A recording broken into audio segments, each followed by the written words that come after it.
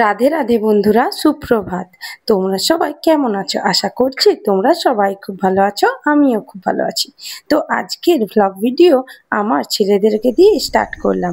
ঘুমোলে বাচ্চাদেরকে একটু বেশি সুন্দর আর শান্ত মনে হয়, কিন্তু উঠলে ওদের দৌরাত্ম্য শুরু হয়ে যায়। এদিকে একটুখানি বাইরে চলে এসেছি। বাইরে এসে দেখছি ধানের বীজ ফেলবে, তাই খুব ভালোভাবে লাঙল দিয়ে চষিয়ে নিচ্ছে। আমরা গ্রামে থাকি আর আমাদের ঘরের কাছে অনেক ক্ষেত রয়েছে, তাই ঘুম থেকে উঠে না উঠেই দেখতে পেলাম আজকে লাঙল চষানো শুরু করে দিয়েছে। পুরুলিয়া জেলাতে খরা হয় মাঝে সাঝে, কিন্তু এবারে সঠিক সময়ে বৃষ্টি হয়েছে, তাই চাষিদের মনে খুব আনন্দ। যেমন ধান চাষ করতে পারবে, তার সাথে সাথে মাছ চাষও করতে পারবে। আমাদের জমিগুলো অন্যদিকে রয়েছে, আমাদেরও চাষ করা হবে। তবে আজকাল এইভাবে লাঙল চষানো দেখতে পাওয়া বিশেষভাবে যায় না, কারণ আজকাল ট্রাক্টরের সাহায্যে লাঙল চষানো হয়ে থাকে। ভাঙা জিনিস ভগবান খুবই সুন্দরভাবে গড়েন। যেমন মেঘ ভেঙে বৃষ্টির রূপ নেয়, ঠিক তেমনই মাটি ভেঙে তৈরি হয় চাষের জমি।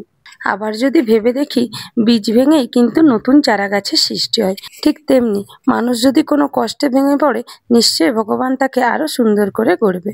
তো বন্ধুরা, তোমাদের যদি কোনো কষ্ট থাকে, তো তোমরা অবশ্যই ধৈর্যের সাথে আগে এগিয়ে চলো। তো বন্ধুরা দেখো, আমি কোথায় বাসন মাজছি, আর মাও দুটি শাক তুলে নিল। কারণটা কি তোমরা কি বুঝতে পারলে কেউ? কারণ কালকে সারা রাত বৃষ্টি হয়েছে আর কারেন্টও ছিল না, তাই ট্যাঙ্কিতে জলও ছিল না, জল ফুরিয়ে গেছিল। আজকেই বুঝলাম জলের মর্মটা কি। এর আগেও অবশ্য দু একবার হয়েছে, কিন্তু এইভাবে ট্যাঙ্কি খালি কখনোই হয়নি। তাই ঘরের কাছে যে ডোবাটা ছিল, সেখানেই গিয়ে সমস্ত বাসনগুলো ধুয়ে নিলাম। আর মা সেই ফাঁকে আমাকে একটু দাঁড়িয়েও দিচ্ছিল, কারণ রাস্তার ধার, আর কিছু শাকও তুলে নিল। মা শাক তুলেছিল গোখলাখাড়া শাক, আর আমাদের গড়বেতাতে ওই শাকটাকে বলে থাকে কুলোতা শাক। তোমরা যে জায়গা থেকে দেখছো, তোমরা কি শাক বলো অবশ্যই কমেন্টে জানাবে। বাসন ধুয়ে বাসি কাজ সেরে ভাত বসিয়ে দিয়েছি, আর অন্য ওভেনে দিয়ে নিয়েছি ডাল সিদ্ধ হতে। তারপর চলে এসেছি আরও এক যুদ্ধ করতে। এইগুলো আমাদের কাছে এক ছোটোখাটো যুদ্ধই। আমড়াগুলোকে ছিঁচে নিচ্ছি আর সরষা বেটে নিচ্ছি। এখন বর্ষাকালে শিলটাকে কিন্তু খুব ভালোভাবে ধুয়ে নিতে হবে, কারণ নানা রকম পোকামাকড় শিলের উপর দিয়ে যায়, সেই কারণেই। তো প্রথম আমি শিলনোড়াতে বাটতে পারতাম না, কিন্তু আস্তে আস্তে অভ্যাস হয়ে গেছে। এখন খুব ভালোভাবে বেটে নিই। বাটা শেষ হয়ে যাওয়ার পর আরেকবার শিলটাকে ধুয়ে নিচ্ছি। তারপর এইভাবে রেখে দিলাম আর বাড়ির দিকে চলে যাচ্ছি। গিয়ে দেখি ভাতে জল আছে কি নেই। আর হ্যাঁ, এটা তো বলতেই ভুলে গেলাম যে করলা আলুর তরকারি আগেই করে নিয়েছিলাম। মা সকাল সকাল বানিয়ে দিয়েছিল, তাই ওটাকে আগেই বসিয়ে দিয়েছিলাম। এদিকে দিয়ে নিয়েছি শাক সেদ্ধ হতে। মা যে শাকগুলো তুললো, তার সাথে আমিও কিছু শাক তুলে নিয়েছিলাম। মা তুলেছিল কুলোতা শাক, আর তার সাথে সাথে আমিও তুলে নিলাম কিছু সালন্তি শাক। আমার বাপের বাড়িতে কিন্তু এই শাকটা খায় না, এখানে খায়। তাই গড়বেতাতে কি বলে এই শাকটাকে, সেটা কিন্তু আমি জানি না। এদিকে ভাতটাকে দেখে নিচ্ছি, ভাতে জল নেই, তাই জল দিয়ে নেব। ভাত হয়ে এসেছে, 5 মিনিট পরে ভাতটাকে নামিয়ে নেব।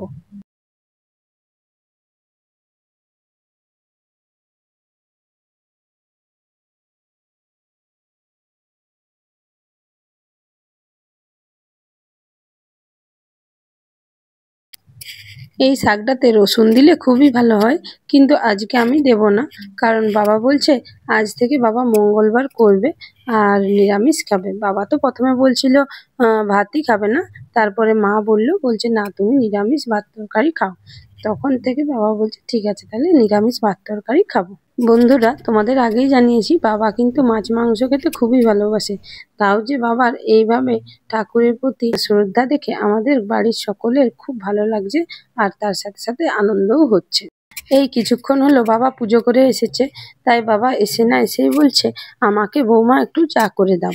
চা বসাবার আগে দেখি কড়াই গরম হয়ে গেছে, তাই তেল লঙ্কা ফোড়ন দিয়ে শাকটাকে ভেজে নিচ্ছি। ভাজতে বসিয়ে দেব, কম আঁচ করে দেব, তারপরে চাটাকে বসিয়ে নেব। ঘরের গরুর দুধের চা খেতে কিন্তু বেশ দারুণ লাগে, তাই একটু বেশি পরিমাণেই চা করে নেব। আমিও একটু চা পান করে নেব। সাধারণত আমি চা খাই না, অনেক দুধ হয়, তাও আমি দুধের চা খাই না বলতে গেলে। কারণ চা খেলে শরীরে কিছু সমস্যা দেখা দেয়, যেমন গা গুল্লাতে থাকে, খিদা পাই না বলতে গেলে। সেই কারণেই চাটা ছেড়ে দিয়েছি, না হলে চা খেতে আমার বেশ ভালোই লাগে। কোনো সময় বাইরে গেলে একটু আধটু চা পান করি। চা হয়ে গেছে, কাপগুলোকে নিয়ে চলে এলাম আর চাটাকে ছেঁকে নিচ্ছি। বাবাকে দিয়ে নেব এই বড় কাপটাতে চা, আর ওর পাশের কাপটাতে হাফ কাপ চা নিয়ে নিচ্ছি আমার জন্য।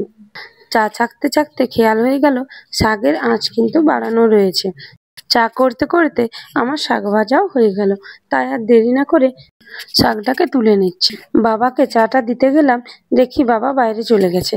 বাবা এমনিই করে, চা করতে বলে বাবা বাইরে চলে যায়, আবার পরে এসে চা খোঁজে, তখন আবার গরম করে দিতে হবে। এবার সেদ্ধ করে ডালটাকে তুলে নেব, তাই কড়াইটাকে ধুয়ে নেব ভালোভাবে।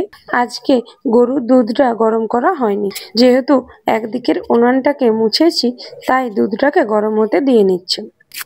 আমি কিভাবে রান্না করি তা সবই আজকে তোমাদের সাথে শেয়ার করছি। আমি বেশিরভাগ তরকারি খুব কম তেলেই করে থাকি, কারণ বেশি তেল শরীরের পক্ষে মোটেই ভালো নয়, শরীরের অনেক ক্ষতি করে।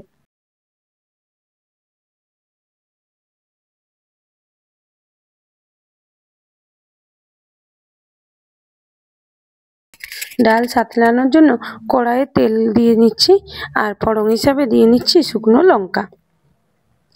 এবার সেদ্ধ করে রাখা ডালটাকে দিয়ে নেব, আর খুব ভালোভাবে সেদ্ধ করে নেব। আজকে বানাচ্ছি বিউলির ডাল। আমাদের গড়বেতাতে বিউলির ডালটাকে বলে থাকে বিউলির ডাল। আমি সেভাবে বিউলির ডাল করতে জানি না। আমার শাশুড়ি মা বললেন বিউলির ডাল একটু সামান্য পাতলা ধরনের হবে, তবে খেতে টেস্ট লাগবে।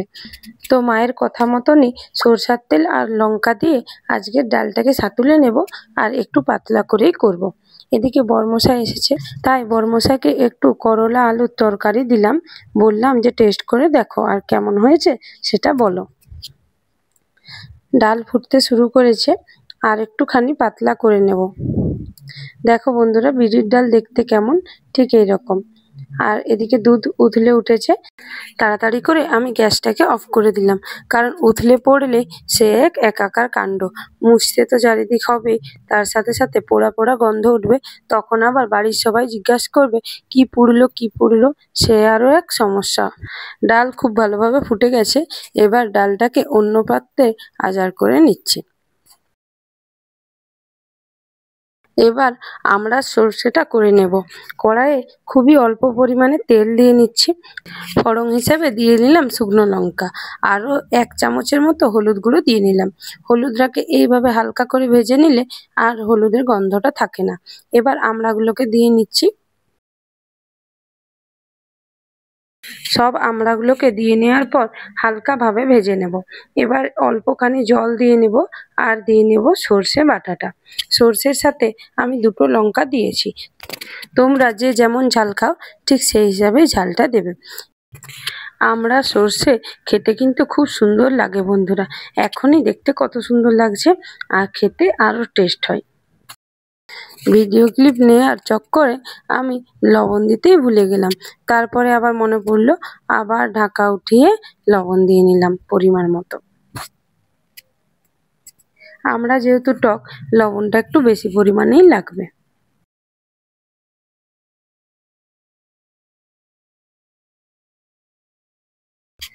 লবণ দেওয়ার পর খুব ভালোভাবে মিশিয়ে নিলাম, আর ঢাকা দিয়ে নিচ্ছি।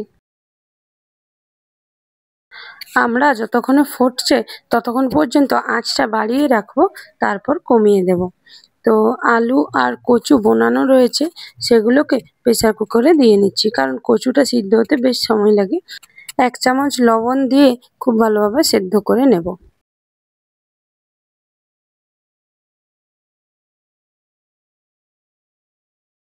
কিছু বাসন রয়েছে, সেগুলোকে ধুয়ে নিই, কারণ এখন থেকে জমা হয়ে গেলে দুপুরের সময়ে অনেক বাসন হয়ে যায়।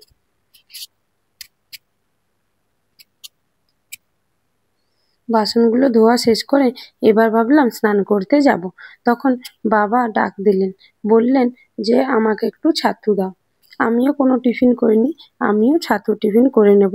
আর শাশুড়ি মা বললেন আজকে আমাকে অল্প করে মুড়ি দে, তাই মাকে দিয়ে নেব মুড়ি। বাবাকে ছাতুর সমস্ত সরঞ্জামগুলো রেডি করে দিচ্ছি।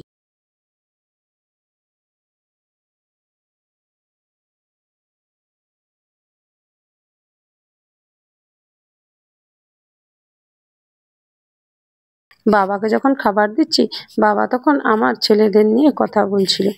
বাবা বলছে, বুবু আজকে বাবাকে আগেই বলে রেখেছে আজকে আমাদের স্কুল নেই, তাই আজকে আমাদেরকে তুমি মাছ ধরতে নিয়ে যাবে। বাবা সেটাই ওদেরকে ভুলিয়ে বালিয়ে রেখেছে, হ্যাঁ হ্যাঁ নিয়ে যাব, সেই ব্যাপারে বাবা আমাকে বলছিল। বাবা চিনি খেতে খুব ভালোবাসে, তাই বাবাকে আরেকবার জিজ্ঞাসা করে নিচ্ছি, বাবা আর চিনি নেবেন নাকি? বাবা বললো দে আর 1 চামচ। তখন বাবাকে দিয়ে নিলাম। এবার আমি আর মা টিফিন সেরে নিচ্ছি, তারপর স্নান করতে চলে যাব। মাকে মুড়ি দিয়ে নিচ্ছি, তার সাথে দিয়ে নিচ্ছি আচার, তেল, টমেটো আর দিয়ে নিচ্ছি চেনাচুর। এই দিয়ে মা আজকের টিফিনটা সেরে নিচ্ছে। আমি ছাতুই খেয়ে নেব, কারণ মুড়িটা খুব একটা শরীরের পক্ষে ভালো নেই, আর আমার এমনিতেই পেটের সমস্যা রয়েছে। স্নান সেরে নিয়ে চলে এলাম রান্নাঘরে। এবার শুধু কচু আলুর তরকারি রয়েছে, সেটাকে করে নিচ্ছি। যেই রান্নাগুলো সব হয়ে গেছে সেগুলোকে এবার নামিয়ে নিচ্ছি। স্ল্যাবের তলাটা ফাঁকা থাকে, সেখানেই খাবারগুলোকে নামিয়ে রেখে নিচ্ছি।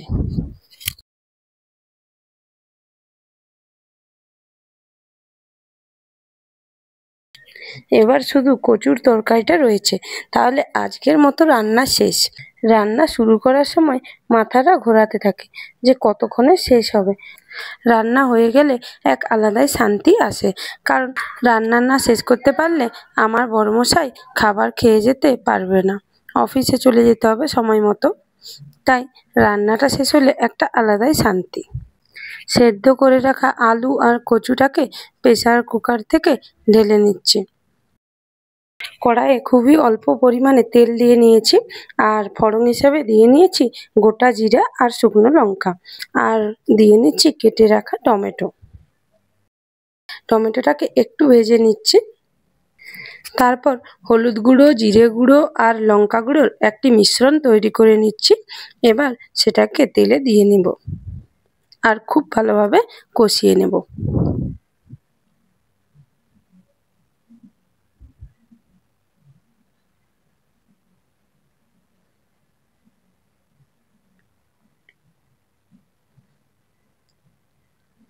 এইভাবে কষিয়ে নিলে মশলার গন্ধটা চলে যায় আর খুব ভালোভাবে মশলাটা কষানো হয়ে যায়, তখন তরকারির স্বাদটাও বেশ ভালো আসে। আঁচ কম করে কষিয়ে নিচ্ছি। এদিকে দেখে নিচ্ছি কচুটা ভালোভাবে সেদ্ধ হয়েছে কিনা, কারণ কচু সিদ্ধ হতে বেশ সময় লাগে। মশলা থেকে তেল বেরিয়ে এসেছে, তাই বুঝলাম যে মশলা কষানো হয়ে গেছে। এবার কচু আর আলুটাকে দিয়ে নেব আর খুব ভালোভাবে কষিয়ে নেব মশলার সাথে।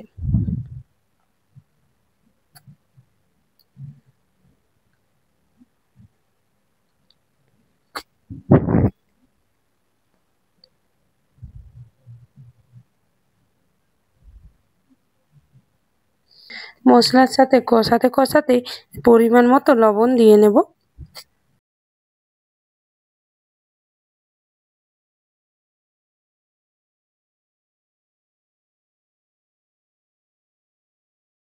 কষানো হয়ে যাওয়ার পর পরিমাণ মতো জল দিয়ে নেব, আর ফুটিয়ে নেওয়ার পর এইভাবেই মাখা মাখা নামিয়ে নেব।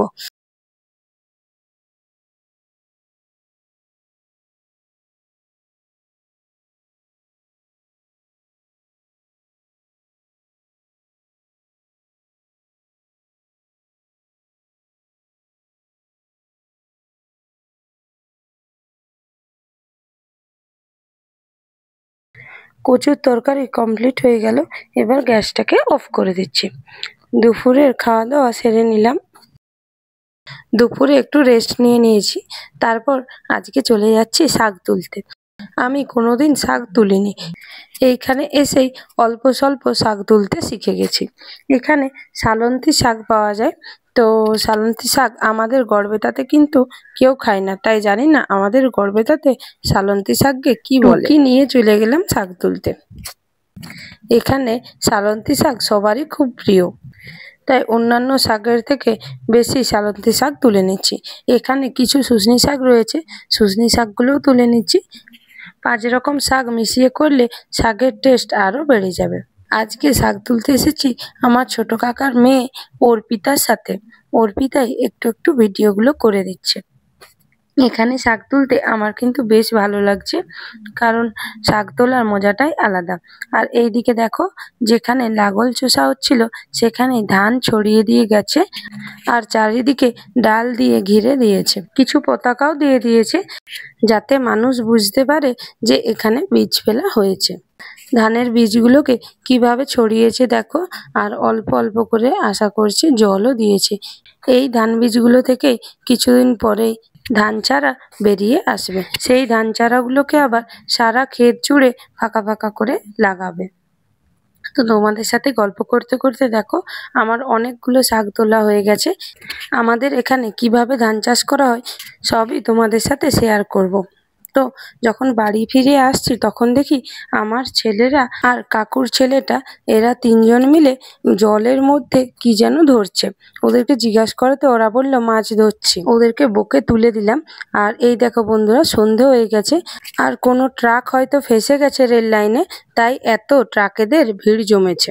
তোমাদের যদি আমার ভিডিও ভালো লেগে থাকে তাহলে অবশ্যই সাবস্ক্রাইব করো। গ্রামের আরো নতুন নতুন দৃশ্য তোমাদের সাথে শেয়ার করব। তো আজকের ভিডিও এখানেই শেষ করছি, দেখা হচ্ছে পরের ভিডিওতে। রাধে রাধে।